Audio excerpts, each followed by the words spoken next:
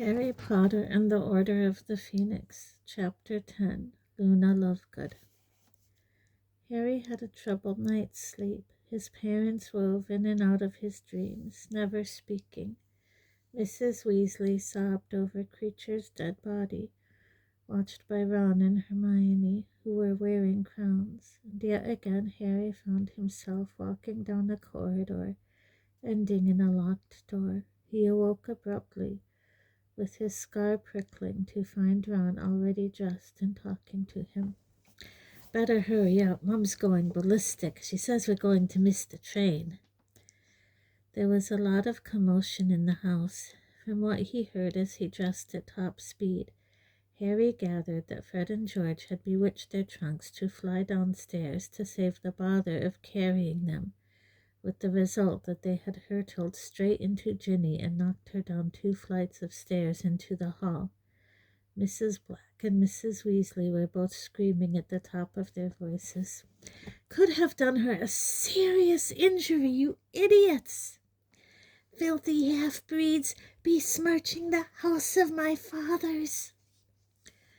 Hermione came hurrying into the room, looking flustered, just as Harry was putting on his trainers. Hedwig was swaying on her shoulder, and she was carrying a squirming Crookshanks in her arms. "Mom and Dad just sent Hedwig back." The owl fluttered obligingly over and perched on top of her cage. "Are you ready yet?" "Nearly. Is Ginny all right?" Harry asked, shoving on his glasses. "Mrs. Weasley's patched her up," said Hermione. "But now Mad Eye's complaining that we can't leave unless Sturgis Podmore's here. Otherwise the guard will be one short." "Guard?" said Harry. "We have to go to King's Cross with the guard." "You have to go to King's Cross with the guard," Hermione corrected him. "Why?" said Harry irritably. "I thought Voldemort was supposed to be lying low. Or are you telling me he's going to jump out from behind a dustbin to try and do me in?" "I don't know. It's just what Mad Eye says," said Hermione distractedly, looking at her watch. "But if we don't leave soon, we're definitely going to miss the train." "Will you lot get down here now, please?" Mrs. Weasley bellowed, and Hermione jumped as though scalded and hurried out of the room. Harry seized Hedwig, stuffed her unceremoniously into her cage, and set off downstairs after Hermione, dragging her trunk. Mrs. Black's portrait was howling with rage, but nobody was bothering to close the curtains over her. All the noise in the hall was bound to rouse her again anyway. "Harry, you're to come with me and Tonks," shouted Mrs. Weasley, over the repeated screeches of "Mudbloods! Scum! Creatures of dirt!" "Leave your trunk and your owl. Alistair's going to deal with the luggage." "Oh, for heaven's sake, Sirius, Dumbledore said no!" A bear-like black dog had appeared at Harry's side as he was clambering over the various trunks, cluttering the hall to get to Mrs. Weasley. "Oh, honestly," said Mrs. Weasley despairingly. "Well, on your own head be it." She wrenched open the front door and stepped out into the weak September sunlight. Harry and the dog followed her. The door slammed behind them, and Mrs. Black's screeches were cut off instantly. "Where's Tonks?" Harry said, looking round as they went down the stone steps of number 12, which vanished the moment they reached the pavement. "She's waiting for us just up here," said Mrs. Weasley stiffly, averting her eyes from the lolloping black dog beside Harry. An old woman greeted them on the corner. She had tightly curled gray hair and wore a purple hat shaped like a pork pie. "Watch her, Harry," she said, winking. "Better hurry up, hadn't we, Molly?" she added, checking her watch. I know," moaned Mrs. Weasley, lengthening her stride. "But Mad Eye wanted to wait for Sturgis. If only Arthur could have got us cars from the ministry again. But Fudge won't let him borrow so much as an empty ink bottle these days. How muggles can stand traveling without magic." But the great black dog gave a joyful bark and gamboled around them, snapping at pigeons and chasing its own tail. Harry couldn't help laughing. Sirius had been trapped inside for a very long time. Mrs. Weasley pursed her lips in an almost Aunt Petunia-ish way. It took them 20 minutes to reach King's Cross on foot, and nothing more eventful happened during that time than Sirius scaring a couple of cats for Harry's entertainment. Once inside the station, they lingered casually beside the barrier between platforms 9 and 10 until the coast was clear. Then each of them leaned against it in turn and fell easily through onto platform 9 3/4, where the Hogwarts Express stood belching sooty steam over a platform packed with departing students and their families. Harry inhaled the familiar smell and felt his spirits soar. He was really going back. "I hope the others make it in time," said Mrs. Weasley anxiously, staring behind her at the wrought iron arch spanning the platform through which new arrivals would come. "Nice dog, Harry," called a tall boy with dreadlocks. "Thanks, Lee," said Harry, grinning as Sirius wagged his tail frantically. "Oh, good," said Mrs. Weasley, sounding relieved. "Here's Alastor with the luggage. Look." A porter's cap pulled low over his mismatched eyes, Moody came limping through the archway, pushing a trolley loaded with their trunks. "All okay," he muttered to Mrs. Weasley and Tonks. "Don't think we were followed." Seconds later, Mr. Weasley emerged onto the platform with Ron and Hermione. They had almost unloaded Moody's luggage trolley when Fred, George, and Ginny turned up with Lupin. "No trouble?" growled Moody. "Nothing," said Lupin. "I'll still be reporting Sturgis to Dumbledore," said Moody. "That's the second time he's not turned up in a week, getting as unreliable as Mundungus." "Well, look after yourselves," said Lupin, shaking hands all round. He reached Harry last and gave him a clap on the shoulder. "You too, Harry. Be careful." "Yeah, keep your head down and your eyes peeled," said Moody, shaking Harry's hand too. "And don't forget, all of you, careful what you put in writing. If in doubt, don't put it in a letter at all." "It's been great meeting all of you," said Tonks, hugging Hermione and Ginny. "We'll see you soon, I expect." A warning whistle sounded. The students still on the platform started hurrying onto the train. "Quick, quick," said Mrs. Weasley distractedly, hugging them at random and catching Harry twice. "Right, be good. If you've forgotten anything, we'll send it on. Onto the train, now hurry." For one brief moment, the great black dog reared onto its hind legs and placed its front paws on Harry's shoulders. But Mrs. Weasley shoved Harry away towards the train door, hissing, "For heaven's sake, act more like a dog, Sirius." "See you," Harry called out of the open window as the train began to move, while Ron, Hermione, and Ginny waved beside him. The figures of Tonks, Lupin, Moody, and Mr. and Mrs. Weasley shrank rapidly, but the black dog was bounding alongside the window, wagging its tail.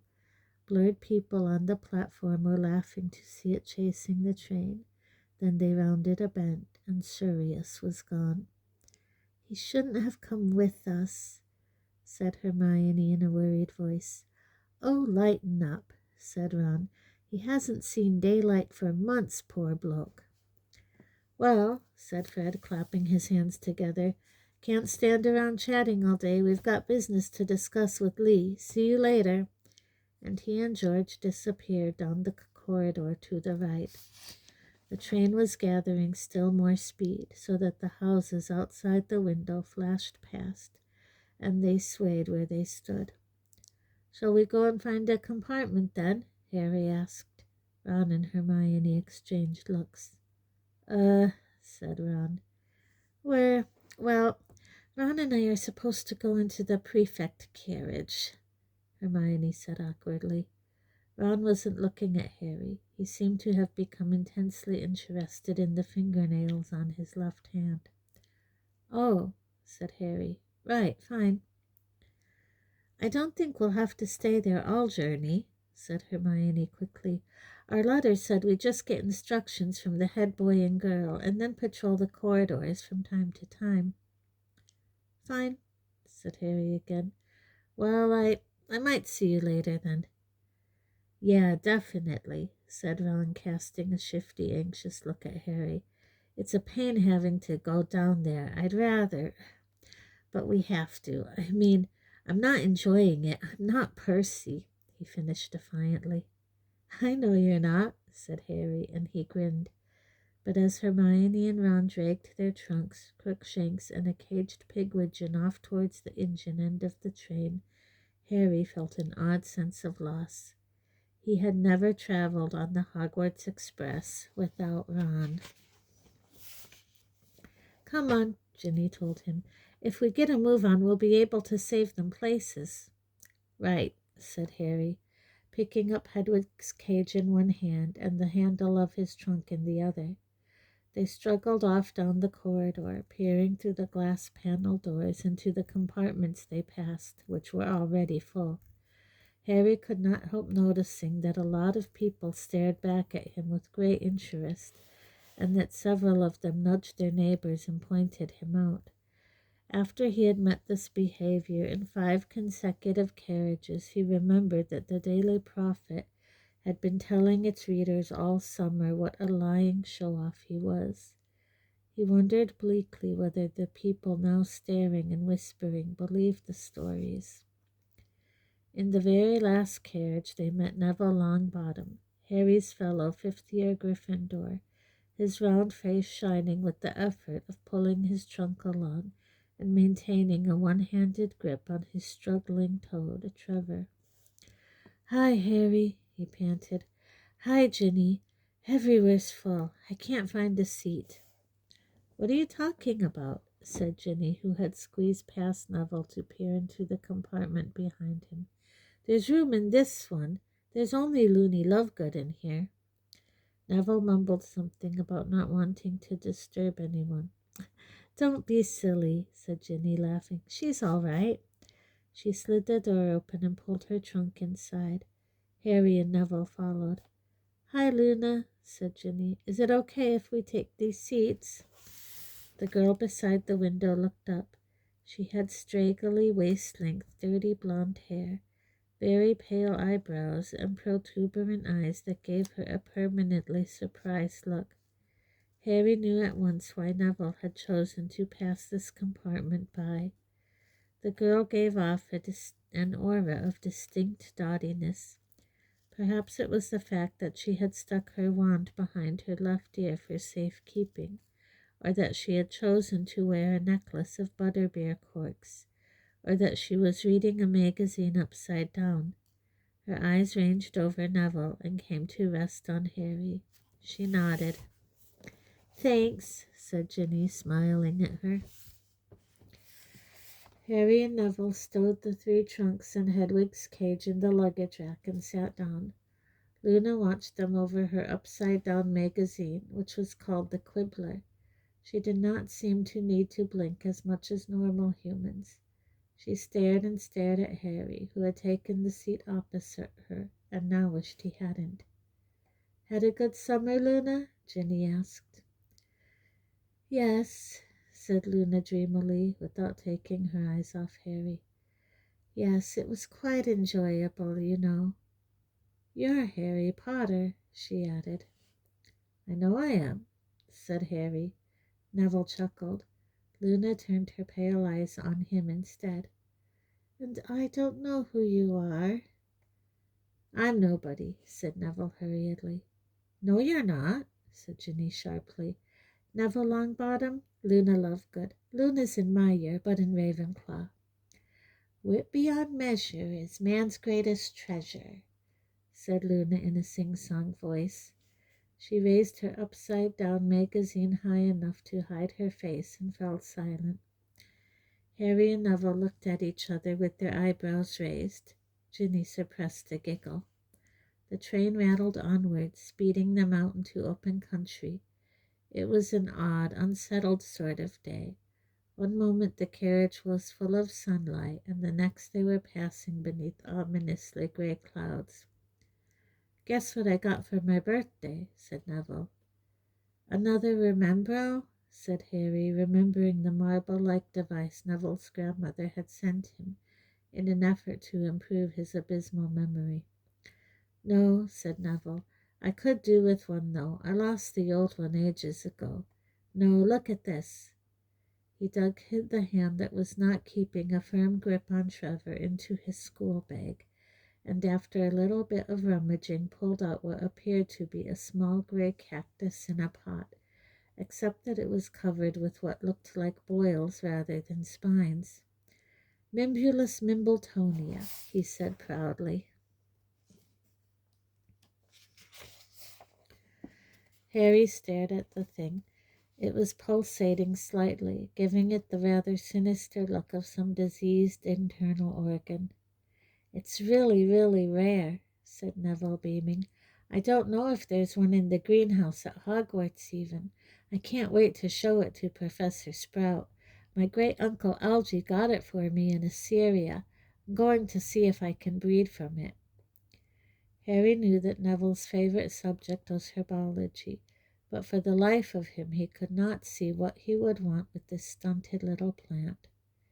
"Does it, do anything?" he asked. "Loads of stuff," said Neville proudly. "It's got an amazing defensive mechanism. Here, hold Trevor for me." He dumped the toad into Harry's lap and took a quill from his school bag. Luna Lovegood's popping eyes appeared over the top of her upside-down magazine again to watch what Neville was doing. Neville held the Mimbulus Mimbletonia up to his eyes, his tongue between his teeth, chose his spot, and gave the plant a sharp prod with the tip of his quill. Liquid spurted from every boil on the plant, fake, stinking, dark green jets of it. They hit the ceiling, the windows, and spattered Luna Lovegood's magazine. Ginny, who had flung her arms up in front of her face just in time, merely looked as though she was wearing a slimy green hat. But Harry, whose hands had been busy preventing Trevor's escape, received a faceful. It smelled like rancid manure. Neville, whose face and torso were also drenched, shook his head to get the worst out of his eyes. "Sorry," he gasped. "I haven't tried that before. Didn't realize it would be quite so. Don't worry, though. Stink sap's not poisonous," he added nervously as Harry spat a mouthful onto the floor. "Oh, hello, Harry," said a nervous voice. Bad time?" Harry wiped the lenses of his glasses with his Trevor-free hand. A very pretty girl with long, shiny black hair was standing in the doorway smiling at him. Cho Chang, the seeker on the Ravenclaw Quidditch team. "Oh, hi," said Harry blankly. Said Cho. "Well, I just thought I'd say hello. Bye then." Rather pink in the face, she closed the door and departed. Harry slumped back in his seat and groaned. He would have liked Cho to discover him sitting with a group of very cool people laughing their heads off at a joke he had just told. He would not have chosen to be sitting with Neville and Loony Lovegood, clutching a toad and dripping in stink sap. "Never mind," said Ginny bracingly. "Look, we can easily get rid of all this." She pulled out her wand. "Scourgify!" The stink sap vanished. "Sorry," said Neville again in a small voice.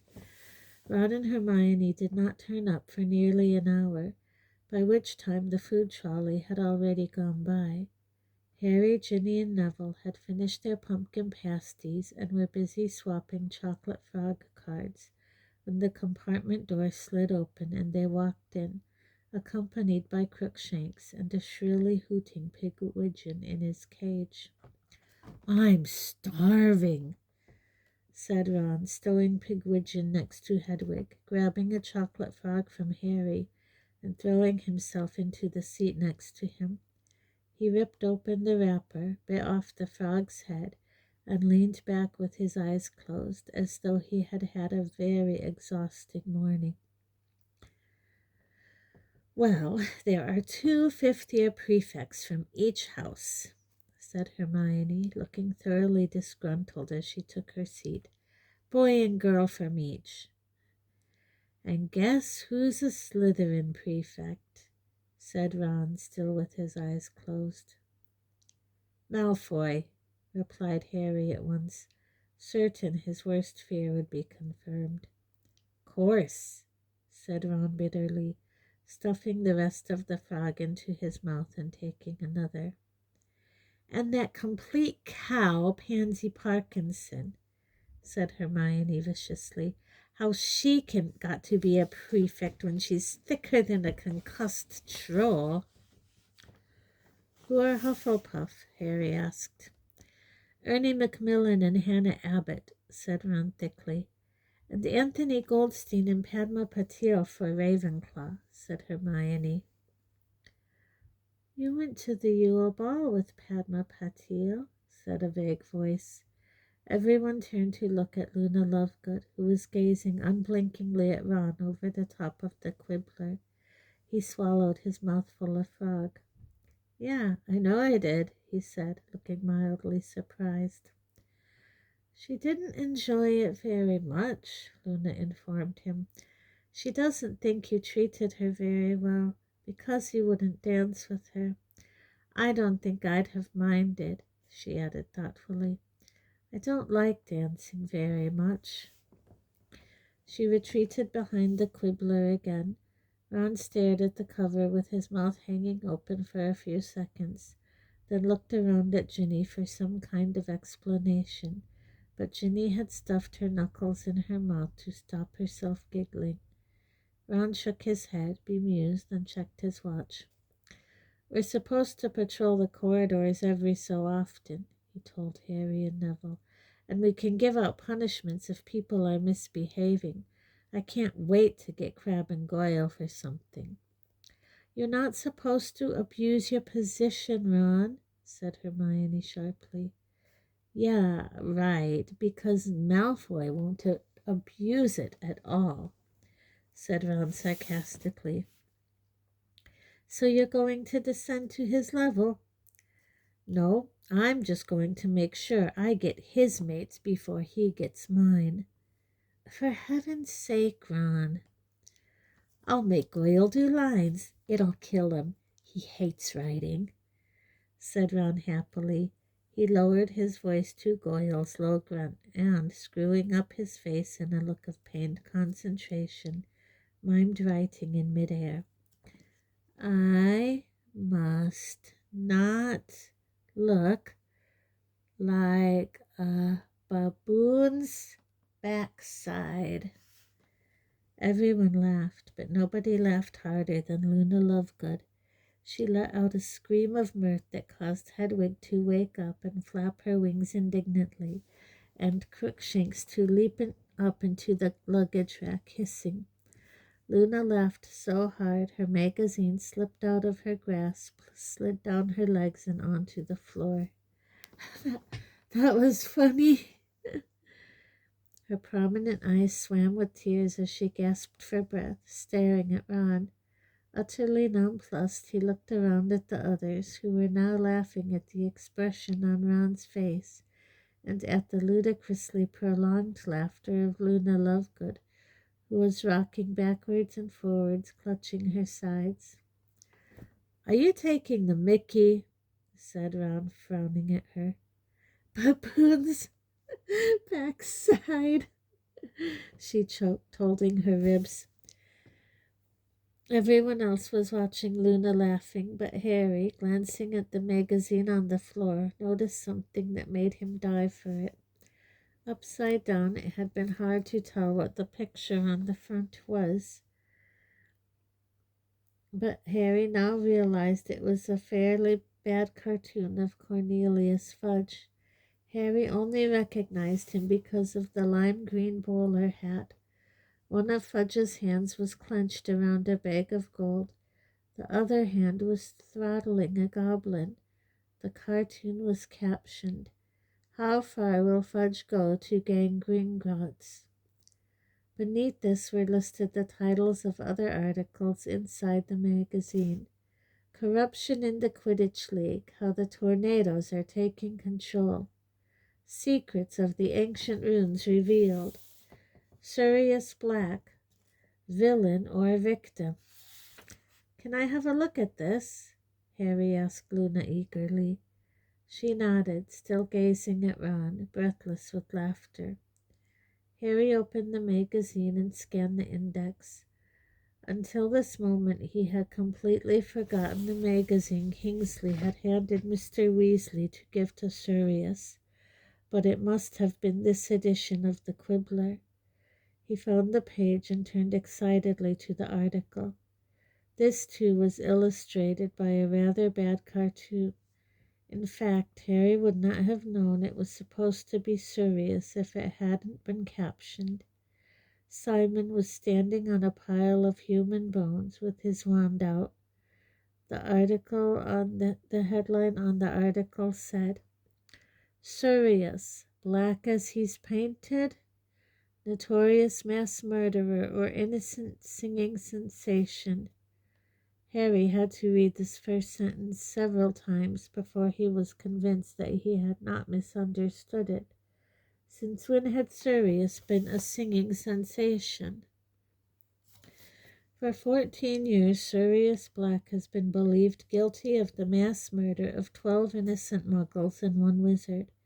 Black's audacious escape from Azkaban 2 years ago has led to the widest manhunt ever conducted by the Ministry of Magic. None of us has ever questioned that he deserves to be recaptured and handed back to the Dementors. But does he? Startling new evidence has recently come to light that Sirius Black may not have committed the crimes for which he was sent to Azkaban. In fact, says Doris Purkis of 18 Acanthia Way, Little Norton, Black may not even have been present at the killings. "What people don't realize is that Sirius Black is a false name," says Mrs. Purkis. "The man people believe to be Sirius Black is actually Stubby Boardman, lead singer of popular singing group The Hobgoblins, who retired from public life after being struck on the ear by a turnip at a concert in Little Norton Church Hall nearly 15 years ago. I recognized him the moment I saw his picture in the paper. Now, Stubby couldn't possibly have committed those crimes, because on the day in question, he happened to be enjoying a romantic candlelit dinner with me. I have written to the Minister for Magic and expecting him to give Stubby, alias Sirius, a full pardon any day now." Harry finished reading and stared at the page in disbelief. Perhaps it was a joke, he thought. Perhaps the magazine often printed spoof items. He flicked back a few pages and found the piece on Fudge. Cornelius Fudge, the Minister for Magic, denied that he had any plans to take over the running of the Wizarding Bank Gringotts when he was elected Minister for Magic 5 years ago. Fudge has always insisted that he wants nothing more than to cooperate peacefully with the guardians of our gold. But does he? Sources close to the minister have recently disclosed that Fudge's dearest ambition is to seize control of the goblin gold supplies and that he will not hesitate to use force if need be. "It wouldn't be the first time either," said a ministry insider. "Cornelius Goblin Crusher Fudge, that's what his friends call him. If you could hear him when he thinks no one's listening, oh, he's always talking about the goblins he's had done in. He's had them drowned, he's had them dropped off buildings, he's had them poisoned, he's had them baked in pies." Harry did not read any further. Fudge might have many faults, but Harry found it extremely hard to imagine him ordering goblins to be cooked in pies. He flicked through the rest of the magazine. Pausing every few pages, he read an accusation that the Churchill Tornadoes were winning the Quidditch League by a combination of blackmail, illegal broom tampering, and torture. An interview with a wizard who claimed to have flown to the moon on a clean sweep six and brought back a bag of moon frogs to prove it. And an article on ancient runes which at least explained why Luna had been reading the Quibbler upside down. According to the magazine, if you turn the runes on their heads, they revealed a spell to make your enemy's ears turn into kumquats. In fact, compared to the rest of the articles in the Quibbler, the suggestion that Sirius might really be the lead singer of the Hobgoblins was quite sensible. "Anything good in there?" asked Ron as Harry closed the magazine. "Of course not," said Hermione scathingly before Harry could answer. "The Quibbler's rubbish. Everyone knows that." "Excuse me," said Luna. Her voice had suddenly lost its dreamy quality. "My father's the editor." Oh," said Hermione, looking embarrassed. "Well, it's got some interesting... it's quite..." "I'll have it back, thank you," said Luna coldly, and leaning forward, she snatched it out of Harry's hands. Riffling through it to page 57, she turned it resolutely upside down again and disappeared behind it, just as the compartment door opened for the third time. Harry looked around. He had expected this, but that did not make the sight of Draco Malfoy smirking at him from between his cronies Crabbe and Goyle any more enjoyable. "What?" he said aggressively, before Malfoy could open his mouth.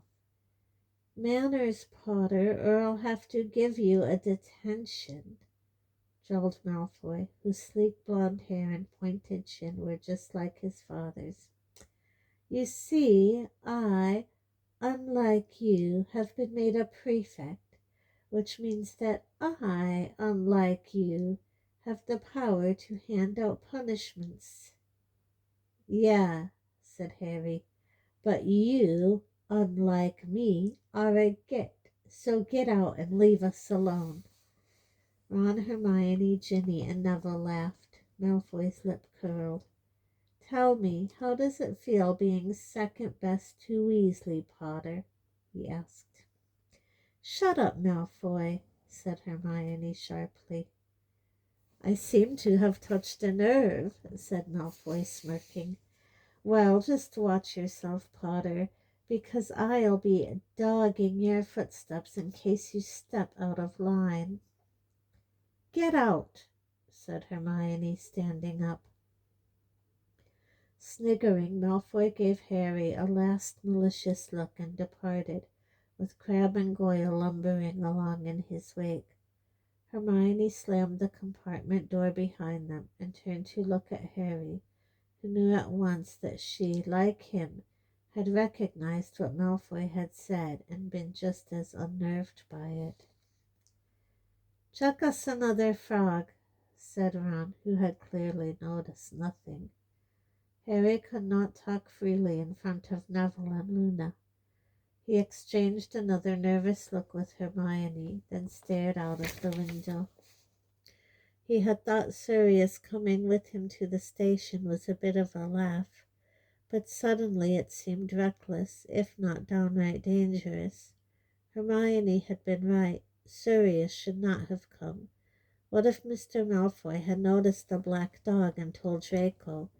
What if he had deduced that the Weasleys, Lupin, Tonks, and Moody knew where Sirius was hiding? Or had Malfoy's use of the word dogging been a coincidence? The weather remained undecided as they traveled further and further north. Rain spattered the windows in a half-hearted way, Then the sun put in a feeble appearance before clouds drifted over it once more. When darkness fell and lamps came on inside the carriages, Luna rolled up the quibbler, put it carefully away in her bag, and took to staring at everyone in the compartment instead. Harry was sitting with his forehead pressed against the train window, trying to get a first distant glimpse of Hogwarts, but it was a moonless night and the rain-streaked window was grimy. "We'd better change," said Hermione at last. She and Ron pinned their prefect badges carefully to their chests. Harry saw Ron checking his reflection in the black window. At last the train began to slow down, and they heard the usual racket up and down it as everybody scrambled to get their luggage and pets assembled, ready to get off. As Ron and Hermione were supposed to supervise all this, they disappeared from the carriage again, leaving Harry and the others to look after Crookshanks and Pigwidgeon. "I'll carry that owl if you like," said Luna to Harry, reaching out for Pigwidgeon as Neville stowed Trevor carefully in an inside pocket. "Oh, thanks," said Harry, handing her the cage and hoisting Hedwig's more firmly into his arms. They shuffled out of the compartment, feeling the first sting of the night air on their faces as they joined the crowd in the corridor. Slowly they moved toward the doors. Harry could smell the pine trees that lined the path down to the lake. He stepped down onto the platform and looked around, listening for the familiar call of "First years, over here, first years." But it did not come. Instead, a quite different voice, a brisk female one, was calling out, "First years, line up over here, please. All first years to me." A lantern came swinging towards Harry, and by its light he saw the prominent chin and severe haircut of Professor Grubbly Plank, the witch who had taken over Hagrid's care of magical creatures lessons for a while the previous year. "Where's Hagrid?" he said out loud. "I don't know," said Ginny, "but we'd better get out of the way. We're blocking the door." "Oh, yeah." Harry and Ginny became separated as they moved off along the platform and out through the station, jostled by the crowd. Harry squinted through the darkness for a glimpse of Hagrid. He had to be here. Harry had been relying on it. Seeing Hagrid again was one of the things he'd been looking forward to most, but there was no sign of him. "He can't have left," Harry told himself, as he shuffled slowly through a narrow doorway onto the road outside with the rest of the crowd. "He's just got a cold or something." He looked around for Ron or Hermione, wanting to know what they thought about the reappearance of Professor Grubbly Plank, but neither of them was anywhere near him, so he allowed himself to be shunted forwards onto the dark, rain-washed road outside Hogsmeade Station. Here stood the 100 or so horseless carriages that always took the students above first year up to the castle. Harry glimpsed quickly at them, turned away to keep a lookout for Ron and Hermione, then did a double take. The coaches were no longer horseless. They were creatures standing between the carriage shafts. If he had had to give them a name, he supposed he would have called them horses, though there was something reptilian about them too. They were completely fleshless, their black coats clinging to their skeletons, of which every bone was visible.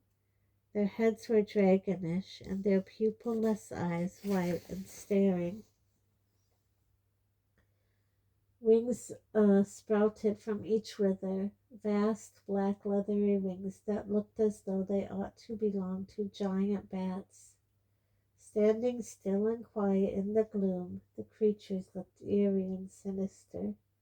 Harry could not understand why the coaches were being pulled by these horrible horses, when they were quite capable of moving along by themselves. "Where's Peg?" said Ron's voice right behind Harry. "That Luna girl was carrying him," said Harry, turning quickly, eager to consult Ron about Hagrid. "Where do you reckon Hagrid is? I don't know," said Ron, sounding worried. "He'd better be okay." A short distance away, Draco Malfoy, followed by a small gang of cronies, including Crabbe, Goyle, and Pansy Parkinson, was pushing some timid-looking second-years out of the way so that he and his friends could get a coach to themselves. Seconds later, Hermione emerged, panting, from the crowd. "Malfoy was being absolutely foul to a first-year back there. I swear I'm going to report him. He's only had his badge 3 minutes, and he's using it to bully people worse than ever. Where's Crookshanks?" "Ginny's got him," said Harry. "There she is." Ginny had just emerged from the crowd, clutching a squirming Crookshanks. "Thanks," said Hermione, relieving Ginny of the cat. "Come on, let's get a carriage together before they all fill up." "I haven't got Pig yet," Ron said, but Hermione was already heading off towards the nearest unoccupied coach. Harry remained behind with Ron. "What are those things, do you reckon?" he asked Ron, nodding at the horrible horses as the other students surged past them. "What things?"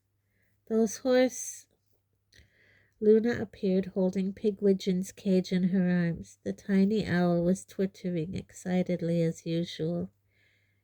"Here you are," she said. "He's a sweet little owl, isn't he?" Yeah, he's all right," said Ron gruffly. "Well, come on then, let's get in. What were you saying, Harry?" "I was saying, what are those horse things?" Harry said, as he, Ron, and Luna made for the carriage, in which Hermione and Ginny were already sitting. "What horse things?" "The horse things pulling the carriages," said Harry impatiently. They were, after all, about 3 feet from the nearest one. It was watching them with empty white eyes. Ron, however, gave Harry a perplexed look. "What are you talking about?" "I'm talking about— Look!" Harry grabbed Ron's arm and wheeled him about so that he was face to face with the winged horse. Ron stared straight at it for a second, then looked back at Harry. "What am I supposed to be looking at?" "At there, between the shafts, harnessed to the coach. It's right there in front." But as Ron continued to look bemused, a strange thought occurred to Harry. Can't you see them?" "See what?" "Can't you see what's pulling the carriages?" Ron looked seriously alarmed now. "Are you feeling all right, Harry?" Yeah." Harry felt utterly bewildered. The horse was there in front of him, gleaming solidly in the dim light issuing from the station windows behind them, vapor rising from its nostrils in the chilly night air. Yet, unless Ron was faking, and it was a very feeble joke if he was, Ron could not see it at all. "Shall we get in, then?" said Ron uncertainly, looking at Harry as though worried about him. "Yeah," said Harry. "Yeah, go on." "It's all right," said a dreamy voice from beside Harry as Ron vanished into the coach's dark interior. "You're not going mad or anything. I can see them too." "Can you?" said Harry desperately, turning to Luna. He could see the bat-winged horses reflected in her wide silvery eyes. "Oh, yes," said Luna.